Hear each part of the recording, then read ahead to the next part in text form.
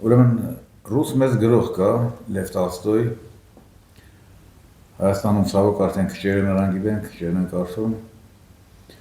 Նա գրում էր ոչ միայն իր ներկայի եւ անցյալի մասին, նաեւ գրում էր ապագայի մասին։ Այդ թվում շոշափում էր Հայաստանի ապագան։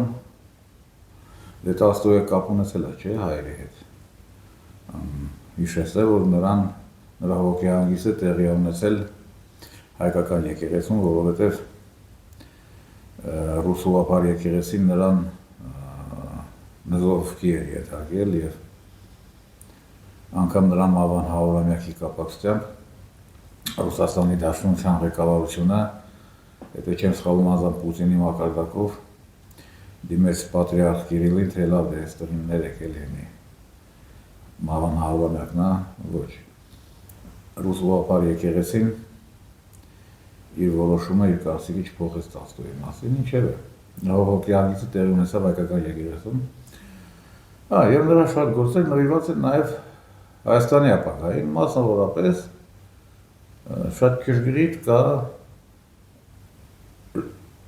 նոր Հայաստանի ժողովարշապետ Փաշինյան Նիկոլի ապագան, հավանական ավարտը նրա։ Ուրեմն Տոլստոյը մի անգամ գնացքի մեջ Պետերբուրգ գնալուց թե հակառակը, Մոսկվա վերադառնալուց, որ թերթ է կարծում եւ լրացում մի լուր է կարծում, որ ինչ-որ մի գեղի հարց գայթակղվել է ինչ-որ եվրոպական արժեքներով, մարդուն դավաճանել է մեկ այլ գեղացու հետ, իմացել է, որ Եվրոպայում դա մոդայիկ է, ճիշտ է, կանանց իրավունքներ եւ այլն, բռնվել է գեղով մեկ խայտարակ է եղել, մամուտուց գնաց է իրան քսել է գնացքի տակ։ Տոլստոյը դա դարձնում է մի փոքր պատմվածք։ Հենց այդ յուղի, այդ պատմությունը նկարագրող, հետո տեսնում է, որ սա հետաքրքիր թեմա է, վերջի եվրաժեկները ռուսական գյուղում, բան հետաքրքիր է, էլի, դարձնում է ինչ-որ մի վիպակ, հետո նոր արդեն սյուժեն տեղափոխում է արիստոկրատների աշխարհ եւ դա դառնում է բոլորին հայտնի Աննա Կարենինա հանճարեղ վեպը։ Տեսեք ինչ է ուզում Տոլստոյը ասել, որ դե Աննա Կարենինան ինչ էր, արիստոկրատ կին էր, բնականաբար եվրաժեկներով լի, կարելի ասել քայլող տոպրակ, Եվրոպան է ինչ է, գիտենք հիմա, այսօրվա Եվրոպայից իր բարքերով շատ չի տարբերվում,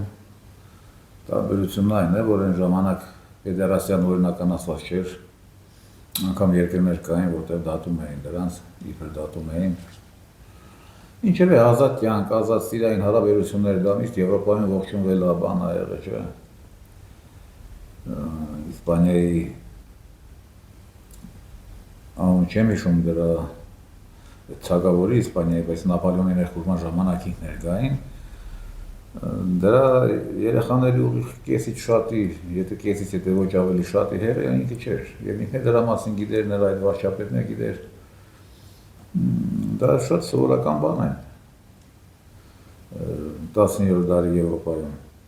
արտամուսնական կապեր, կանանց լիբերալիզմ հարաբերություններում, հատկապես սիրային հարաբերություններում,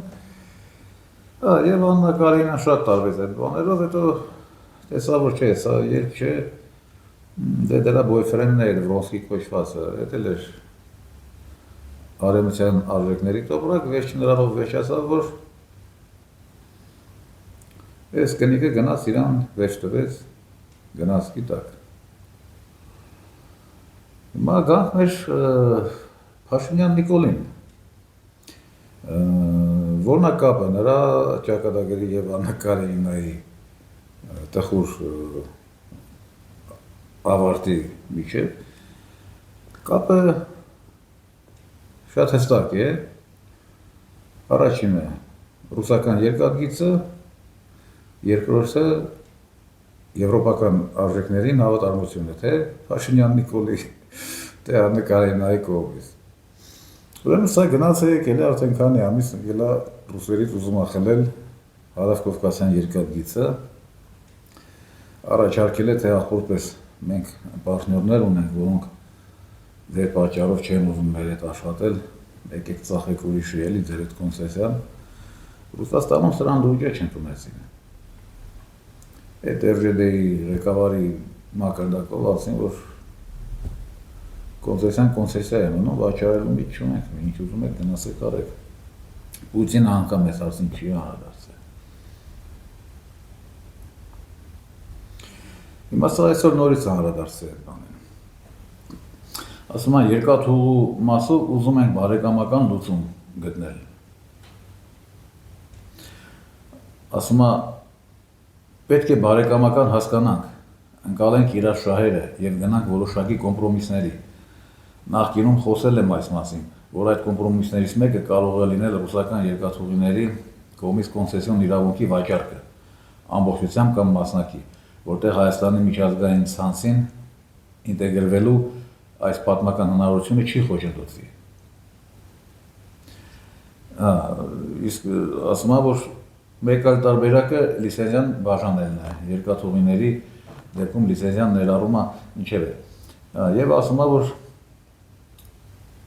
պայմանագրի լուծարում միշտ կարող է լինել, սակայն իրենք նման լուծում չեն ուզում, ասում եմ, ես ոչինչ չունեմ ՌԴ-ի դեմ, հարգանքով եմ ըմբռնում եւ վերաբերում ՌԴ շահերին։ Չի ուզում վատություն անի պայմանագրի լուծարի։ Չի ուզում։ Հիմա ինչ ասա նշանակում։ Այս մարդն ասում է, թե ախպեր, ես նոր ընկերներ ունեմ, նոր հարազատներ ունեմ, նոր ախպերություն ունեմ, որոնք քեզ չեն սիրում։ Քո երկաթգիծն էլ քո կառուցած, թագավորների օրոք ասացվեց երկաթգիծը կառուցել։ Ախպեր ջան, իմ նոր ընկերներին խանգարում ասեն, քո սեփականությունը, արի դու տուր դա մեկ ուրիշին, որ ես լոգիստիկ ճանապարհների դուրս չմնամ։ Նախ սա абսուրդ է քաղաքական առումով։ Եթե քո պարտները, եթե դու ինչ-որ կարևոր լոգիստիկ նշանակություն ունես մեկի համար, եթե դու մեկը քեզ որպես տրանզիտ լուրջ է ընդունում, եւ ասում է, չէ, ես քո հետ չեմ աշխատի, որովհետեւ քո երկաթգծի կոնցեսիան Ռուսաստանն է, ուրեմն դա քեզ ընկեր չէ։ Լավագույն դեպքում դու նրա համբալն ես, իսկ համբալի շեֆին տիրոջը ինչ են ասում, ինքն է դա քո այդ մարդն է։ Սա ինչ ասելու մանա։ Են է մեծ տերությանը։ Լավ պայմանագիրը խզեցիր։ Հələ դու կանադարանք պայմանագիրի խզելը։ Եվ տեսեք այս ամեն ինչի ինչից է բացվում։ Եվրաժեկներով տարվելով, չէ։ Նախ դու քեզ ով աստիպե, դու ոչ թե դու բոլորը գիտեն, որ հայերը արևմտյան ազգ չեն։ Հայերը արևմտյան ազգ չեն, հայերը եվրոպական չեն։ Եվրոպայի հետ աշխարհագրական առումով Հայաստանը կապ չունի։ Լավ, ընդունենք Հայաստանը Եվրոպայի UEFA-ի անդամ է, Իսրայելն էլ է UEFA-ի անդամ։ Ֆուտբոլ է խաղում Հայաստանը Եվրոպայում։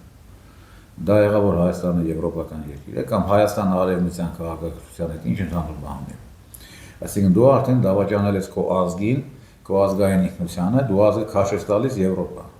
Սա վատ է։ Դու քեզ լցում ես քեզ խորտ արժեքներով։ Դու ոսոր այդ տասուի կաշածած հոդվածի հերոսուին, որը գերի աղջիկ էր, բայց եվրաժեկներով տարվել էր։ Դեշևատը։ Դա մեկ, երկրորդը, դու ինչ բարոյական իրավունքով, դու քեզ նենց ստրատեգիական ընկերներ ես ընտրում, որոնք անգամ դեմ են Ռուսաստանի կոնցեսիային։ Եթե դու ուզում ես Հայաստանը տրանզիտ դառնա արևմուտքի արևելքի միջև, հա, դու նոյեմբերին բացատրուց ես ստորագրել 20 թվականի։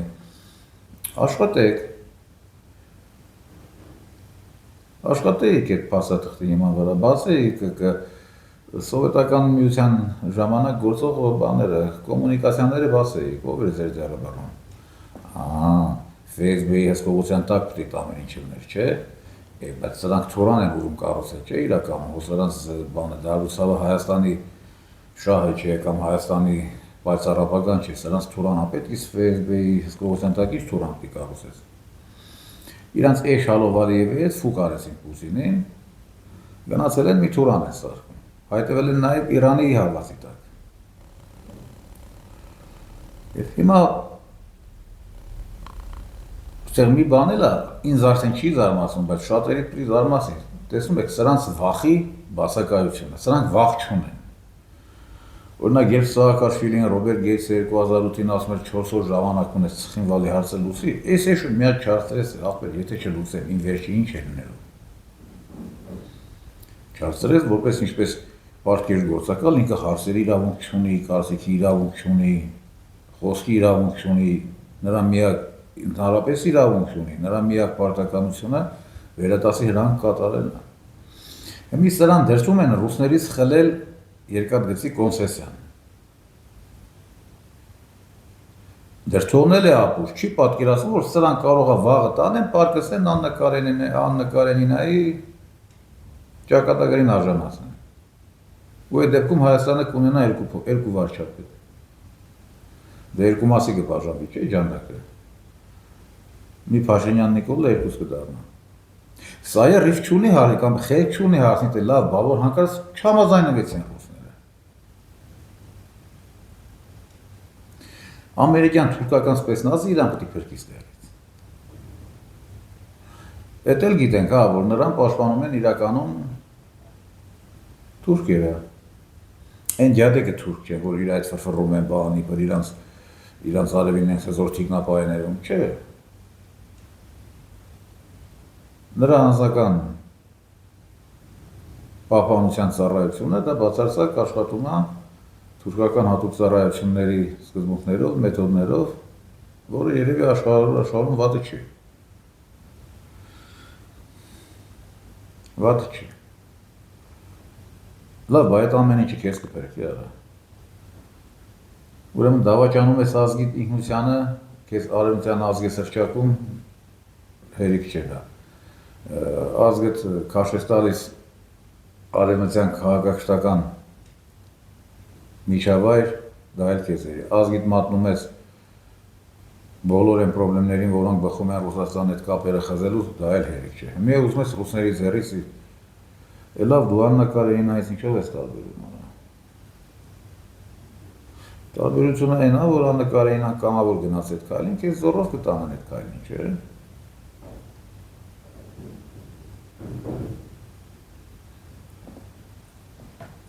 Տոտալ բացակայություն վախ է սրանք, ուղղակի չունեն։ Եվ դա ինձ համար զարմանալի չէ, որովհետև ես գիտեմ, որ իրանք ինչի չեն վախենում, որովհետև մտածելու վախենալ ամեն մտածել է, բայց իրանց արգելված է մտածել։ Իրանց արգելված է կարծիք հայտնել։ Իրանց արգելված է նախաձեռնություն ունենալ։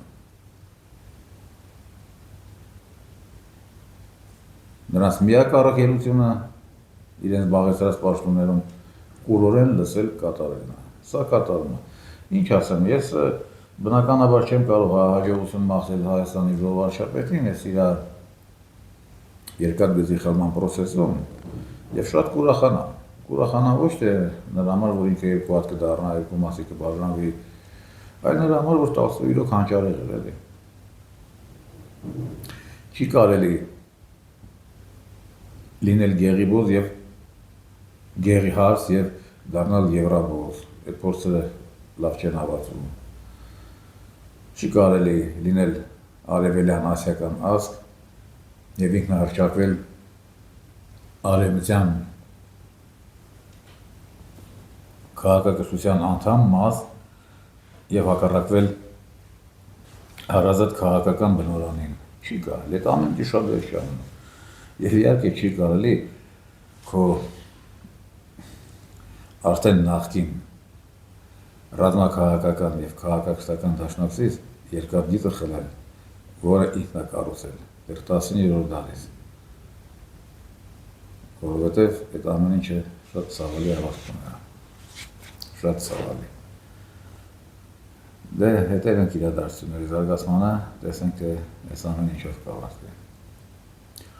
Ուրեմն մեկ այլ հետաքրքիր նորություն Այսօրվա աղք Գրիգորյան Արմենը հեռացավ, տեղ եկավ ով Սիմոնյան Ալենը։ Սա ինչով է հատկանշական, որ ամերիկացիք անգլիացիների ձեռքից խլում են բոլոր լծակները Հայաստանի ազդեցության, դե Գրիգորյան Արմենն անգլիական գործակալ էր։ Եվ նրա հեռացումով ամերիկացիք մինիմումի հասցնում կամ ընդհանրապես չեզոքացնում են անգլիացիներին այս տարածաշրջանում։ Սա ինչով է լավ, որ առաջ մենք ասում ենք, որ եթե Ուկրաինայում Ամերիկան Անգլիայի հետ կոնսենսուս չունի, Թրամփի գալուց հետո, չկա այդ կոնսենսուսը, լրիվ տարբեր ձև է պատկերացնում զարգացումներն ու ապագան Վաշինգտոնում և Լոնդոնում։ Հայաստանում այդ կոնսենսուսը կար, բայց այսօր տեսնում ենք, որ Հայաստանում է անգլիացիք ամերիկացիների հետ կոնսենսուս չունեն, ճիշտ է դա այդ դիսոնանսը այն մասշտաբը չունեն, ծավալը չունի, որը մենք տեսնում ենք Ուկրաինայում, բայց դա մեզ համար լավ է, թող Սիմոնյան Ալենն աշխատի աղք, տեսնենք ոնց կպաշտպանի Հայաստանի ազգային անվտանգությունը։ Դե մի բանով է շատ նման Սիմոնյան Ալենն ու նախկին երջանկահիշատակը Գրիգորյան Արմենը, որ երկուսն է կնիկ չեն սիրում։ Մեկը չսիրելու պատճառով հակնիկ է թողնում,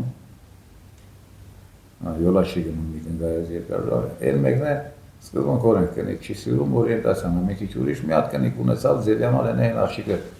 ոնց որ Չայկովսկու կնիկը, յոլա չգնաց, թողեց գնաց,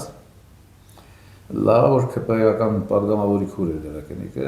մի հատ նորմալ հայ օջախ չփչացրեց, չդժբախտացրեց, այդ մի նմանությունը կա։ Մեկ այլ տհաճ լուր իմացանք այսօր, որ ԵՊՀ-ն ամերիկյան մի կազմակերպություն, կարծեմ ինչ-որ ամերիկյան Research Center, ֆինանսավորում է ԵՊՀ-ում պատմագիտական հետազոտություններ, նվիրված հարավկովկասյան 3 ժողովուրդների պատմությանը։ Պատկերացնում եք, չէ՞։ Այսինքն այս Հարավ-Կովկասում կա երկու ժողովուրդ պատմություն ունեցող, հայերն ու վրացիք, ոչ թե նրանք պատմություն ունեն, նրանք նաև առանձին քաղաքակրթություններ են, մարդիկ իրենց ալֆավիտ ունեն, այդ որ եվրոպական ազգը ալֆավիտ ունի, իր այբուբենն է ստեղծել, ոչ մեկը, հռոմեացիներից է մնացել ժառանգություն, իսկ դա լուրջ քաղաքակրթություն ունենալու դա առաջի նշաններից է, սեփական այբուբեն ունենալը, աշխարհում քչերն ունեն, ամենայն դեպս քաղաքակիրթ Եվրոպան չունի, արևմուտքն ընդհանրապես չունի։ Հին ազգերն ունեն, պարսիկները, ճապոնացի, չինացի, կորեացի, հնդիկները, հրեաները, հույները, որոնք իրականում լուրջ ազգեր են եղել, արաբները։ Հիմա տեսեք ստեղ ինչպես սրանք հետազոտ են։ Իհարկե սրանք երբեք չեն գրի այդ ամերիկյան ֆինանսավորմամբ, երբեք չեն ասի, թե իրականում ինչ է ադրբեջանցին, այն որ Ադրբեջան տոպոնիմը ունի մի 110 տարվա պատմություն։ Ադրբեջան տոպոնիմը մի այդքանի պատմություն։ Դրանք առաջ կոչվել են Կովկասյան թաթար, Պարսկաստանում ապրած ժամանակ կոչվել են, չգիտեմ, պարսիկները դրանց երևի թուրք են ասել։ Այս տարածաշրջանում հայտնվել են առնվազն 8-9-րդ դարերում, այսինքն ավտոխտոն չեն։ Դա իրականություն է, պատմական, հետևաբար դա չեն գրի։ Ինչ կգրեն։ Կգրեն կկեղծեն Ալիևի ճաշակով, այս անգամ բայց մասնակից կդարձեն հայերին։ Տեսեք պատմության կեղծելի ինչ բան է։ Եթե դու կեղծում ես քո պատմությունը ուրիշի հաշվին, ուրիշին հետն ես կեղծում, չէ՞։ Այդ ուրիշը պետք է համաձայնվի քեզ հետ։ Եվ դա կդառնա արդեն պատմական փաստ։ Օրինակ տեսեք ուկրաինացիք հիմա գրում են, որ բոլոր եվրոպացի ժողովուրդները ուկրաինացիներից են առաջ ասել եւ այդ դասագիրքերում կա, այդ մասին մակում էլ է խոսվել, այդ դասագիրքը Ռուսաստանի ՄԱԿ-ի դեսպանը նվիրել է Ֆրանսիայի դեսպանին եւ ասեց, որ Նիկոլա ջան, տարկաշա, իմասի որ դու ես ուկրաինացի, այն է զարմացավ եշը։ Հիմա սրանք ինչ են ասում, քանի որ ֆրանսիացի գալեր էին, գալերից են առաջացել, գալերն է մենք ենք, Գալիսիայի ժողովուրդը, ուրեմն ֆրանսիացիների ծնողը մենք ենք։ Սա աբսուրդ է։ Բայց պատկերացրեք ֆրանսիացիք համաձայն են դրա հետ, ասեն, հա ճիշտ ես ասում, ախր, հա ճիշտ ես ասում։ Այդ դեպքում այս կեղծիքը արդեն դառնում է պատմական նորմա դառնում։ Եթե դու համաձայնում ես դրա հետ։ Հիմա սրանք պատմություն պետք է գրեն։ Հարավկովկասյան 3 ժողովուրդների։ Դե պարզ նոր ասի ճիշտ չեն կարող սրանք գրել, չէ՞, դա նրանց պետք է չէ։ Վերջերս Վատիկանում եկա աշխատություն լույս տեսավ 4 լեզվով, որը ապացուցեց ողջ աշխարհին, որ Երևանը, Երևանը բացարձակապես եւ բացառապես ադրբեջանական քաղաք է։ Իր ամեն ինչով։ Ապացուցվեց դա 4 լեզվով գրվել։ Եթե հայերը համաձայն են դրա հետ։ Այն ուրիշները ինչ կասեն։ Գիտեք, պատմությունն էլ է տարածքի պես մի բան։ Հիմա եթե դու քո տարածքը, Ղարաբաղը ասենք, քո քաղաքակրթական բնորանը, կամ ասենք Շիրակը, դու հրաժարվում ես կամավոր։ Ասես չէ, սա թուրքերին է, Ալեքսանդրոպոլի պայմանագիր կա։ Կոնգեները կողքից ինչ ասեն, նրանք է կհամաձայնեն։ Չէ, Ռուսաստանը կասեն, որ եթե քո ապրանքը տալիս ես, մենք ստեղ ինչ անենք։ Թուրքերին կխնդրենք այդ տարածքից մեզ վնաս չտա, որ մենք իրանց ստիպված չլինենք պատժել։ Այսքան բան է։ Այն նույնը պատմությունն է։ Եթե դու ես թուրքերի պես ընդունում, որ դու որ Երևանը ասենք չգիտեմ այդ հետազոտությունների ինչ արդյունքի կհասնեն, բայց եթե ամերիկացին է ֆինանսավորում, պարզ է արդեն, չէ՞, որ Երևանը իրոք ադրբեջանական քաղաք է։ Եթե Զանգեզուրը իրոք արևմտյան Ադրբեջանն է, ինչու ոչ նաև ողջ հայկական տարածքը։ Բա մյուսներին ինչ խիբրի չհամաձայնում են դրա հետ։ Գալերի եւ ֆրանսիացիների վրա օրինակը բերեցի, չէ՞։ Այդ բանդերականների գժությունը պատմական փաստ դառնալու համար գիտական մի բան է պակասում, որ ֆրանսիացիք դա ընդունեն։ Ասեն, բանդերական աղբյուրները ճիշտ են գրել, մենք ուկրաինացի ենք։ Ընդունեցին, всё, կպրծնի։ Որովհետև ցավոք պատմությունը, ճիշտ է, պատմական փաստերը անհերքելի են, անհերքելի է։ Բայց պատմությունը ավելի շատ այն է, ինչ գրում, ինչ մտածում են նրա մասին, ոչ թե այն, ինչ եղել է իրականում, չէ՞։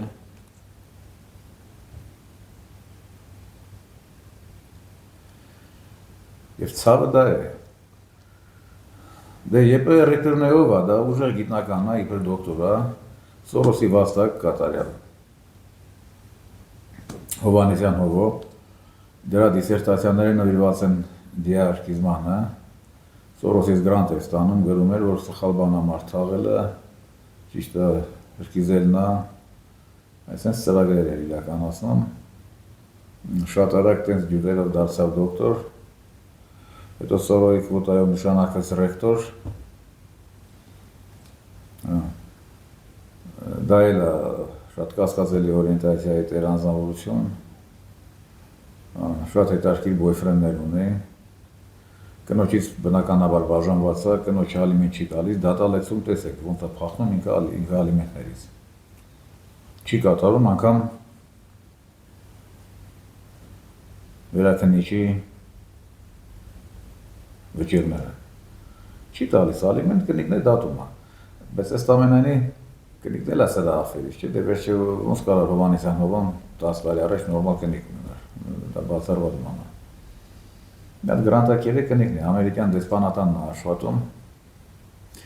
ըստ ամենայնի կնիկը ալիմենտ է պահանջել սրա բոլոր եկամուտներից, ոչ միայն ռեկտորի աշխատավարձից, իսկ ինքը տասնյակ հազարներով գրանտ է ստանում, չէ, Սորոսից USA-ն, երևի տեղից էլ է եկամուտ պահանջել, սա է չի ուզում տալ, որովհետև աշխատավարձի ալիմենտից ոնց կարող հրաժարվի, այդ փողը նրա ձեռնը չեն տա, չէ։ Ինչևէ, սենց խայտառակ ընտանիք, սենց խայտառակ փաստեր, սենց խայտառակ իրականություն,